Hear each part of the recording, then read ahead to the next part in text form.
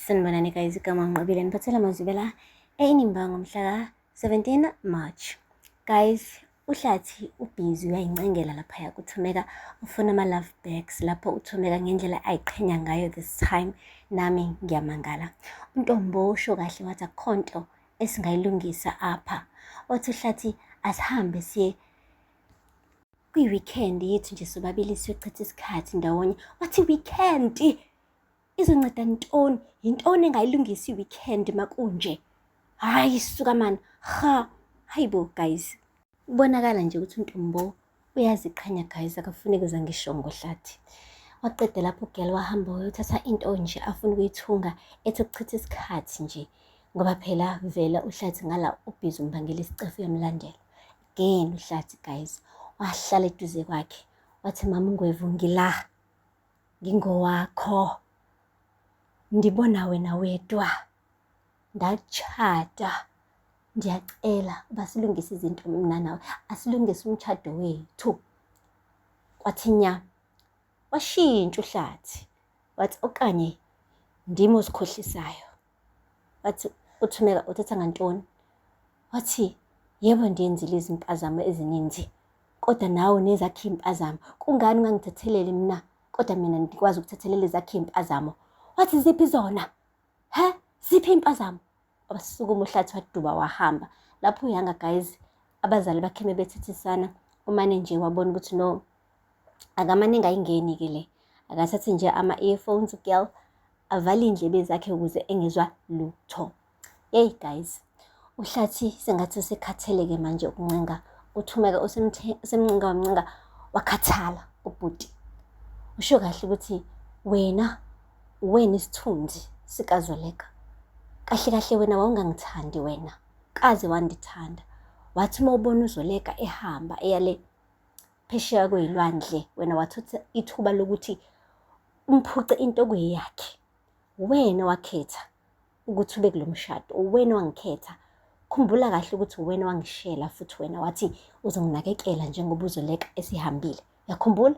Nangampela guys kwavezwa ivideo yakudala la impela kuyena uThumeka otshela uHlathi ukuthi uzomnakekela yena noqhawekazi amkhulisele umntwana. Hey guys, wamkhiphela ama-files ubhuti. uThumeka washo ukuthi wena wakhetha ukuba la, manje uyangixaka mase kuyimina oncenga wena kangaka. Wathi kushuthi wena ungangithandi, ufuna nje ukuyiphiniselela kuZoleka ngoba bekade ehlezi njalo ewunumber 1 kubo. So wena wafuna ukumphuca lento kweyakhe. Ufuna ukuzwisa uZoleka ubuhlungu ngesikhathi uthanda mina, hayi ngoba ungithanda ngokwamanyaniso. Hayibo. Hey guys, uHlathi umane wamshiyekhe exela uThumeka cause mase seyibhekisisa ngampela naye no man. Wayefuna nje ukuthi abe nento kaZoleka, into uZoleka ayithandayo amphuce ngoba sonke isikhathi uZoleka behlezi ethola yonke into. So ngokuthatha uHlathi bebona sengathi uzombuza ubuhlungu nawe uZoleka ayizwe lento abekade eyizwa uThumeka sonke lesi sikhathi esamncane. Yena uZoleka ethola udoli kuqala, kutholakala ngisho ingubo zokugqoka kuqala ezinhle zikhetho yena kuqala. So befuna nje ukuthi amhlwithe something that is valuable to her, khona ezoyizwa le pain yokulahlekelwa naye abazali, ayizwe le pain yokungabi number 1 empilweni. Anyway guys, asikho lapho. Kuphinde ke kaveza ke indawo la uNomfundiso phela udadewabo kababa kaHlathi ehleli noZoleka eyikhalela kuyena, embiza ngisho nangegama lelisha abamnikezelo nemshadweni, uSiyolise. Usho kahle wathi Siyolise, ndimvile ubhuti ethetha ngokuba bafuna ukuhlwitha unyana wami iqathe emlonyeni. Hlalo lesi esiphezulu seIngcukaana Industries bazomphuca sona benze wena iCEO. Mntanami ngiyacela ukuba ume nami kwelicala. Uyabo uSigqibo notatakhe banenhliziyo embi laba yabantu. Bafike bandithembisa into jika lapho futhi sebeyangiphuca. Bathi akathini unyana wami? Sonke lesi sikhathi unyana wami unwabile ucabanga ukuba uzoba umphathi weIngcukaana Industries, kodwa manje bheka sebemhambe ngemumva bafuna ukumhlutha lesi sihlalo. Ngicela ume nami kwelicala undisupport. Lapho guys akazi ukuthi yena uZoleka uyena waqhamuka nale idea.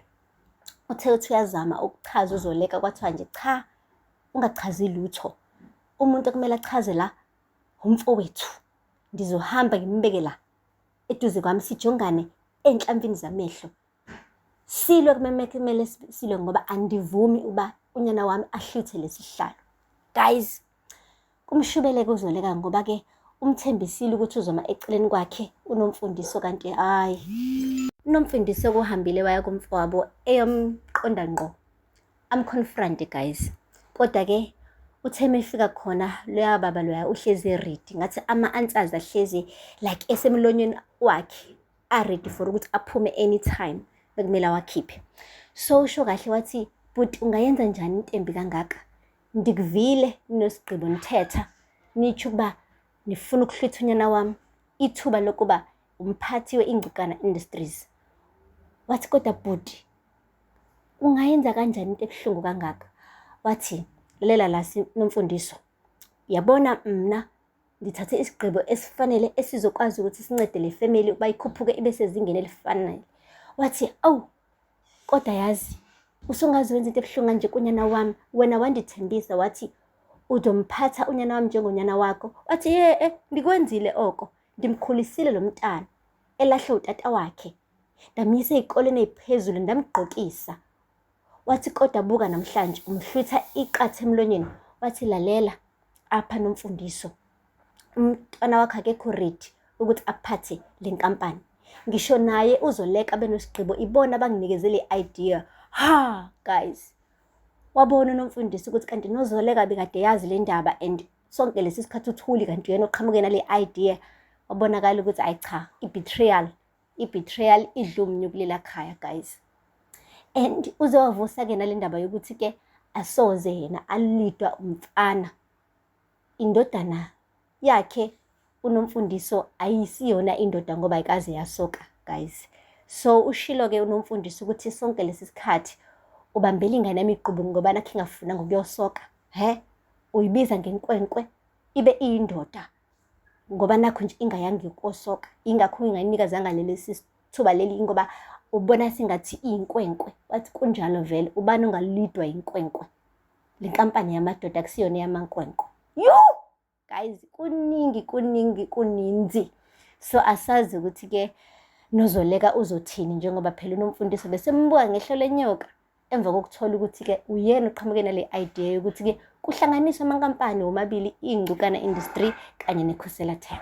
Guys, asithembe-ke kodwa ukuthi umndeni uzokwazi ukuthi-ke ulungise iy'nkinga zawo ebese-ke mhlampe-ke naye u-Azande bamnikeza iposition ezomgculisa-ke unina, abone ukuthi-ke abamlahlile as ilunga lomndeni, bengamlahleli ngaphandle, like naye bamnikeze into ezobambeka, ezoba ilegacy mhlampe naye izizukulwane sakhe mase sinonkosikazi nabantwana.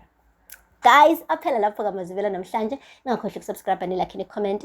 Until next time, bye. Sanibonani guys, igama ngiqobile niphathela Mazivela eNimba ngomhla ka-17 March. Guys, uhlathi ubhizi uyayincengela laphaya kuThumeka, ufuna ama-love bags lapho uThumeka ngendlela ayiqhenya ngayo this time. Nami ngiyamangala. uNtombo usho kahle wathi akhonto esingayilungisa apha. Wathi uhlathi asihambe siye kwi-weekend yethu nje sobabili siyochitha isikhathi ndawonye. Wathi weekend izonceda ntoni? Yintoni engayilungisa i-weekend makunje? Hayi suka man. Hayibo guys. Ubonakala nje ukuthi uNtombo uyaziqhenya guys, akafuneki uza ngisho ngohlathi. Waqeda lapho ugel wahamba wayothatha into nje afuna ukuyithunga ethi ukuchitha isikhathi nje ngoba phela vela uhlathi ngala ubhizi umbangela isicefu yamlandela.